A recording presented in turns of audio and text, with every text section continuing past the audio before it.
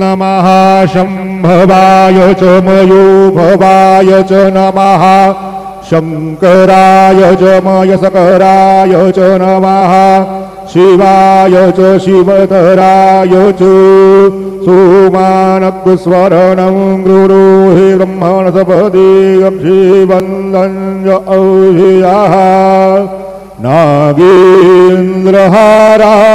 त्रिलोचनाय भस्माङ्गरागाय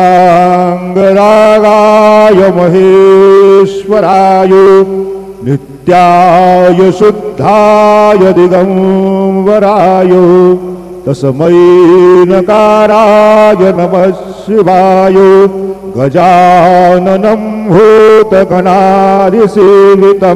कपित्थजम्बो फलचारुभक्षम् उमासुतं शोकविनाशनाशकं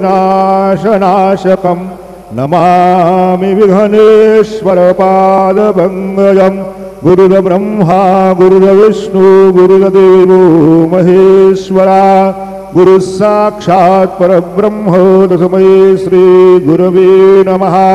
सद्गुरु साईनाथ गुरवे नमः।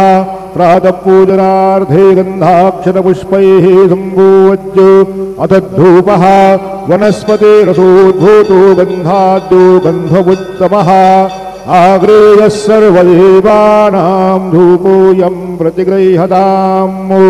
धूपं समर्पयामि साज्यञ्जवरति संयुक्तं बन्धिना योजितं मया दीपं ग्रहाण देवेश त्रैलोक्योतिमिरावः दीपं समर्पयामि धूपदीपान्तरेण उपहारनैवेद्यं निवेदयामि।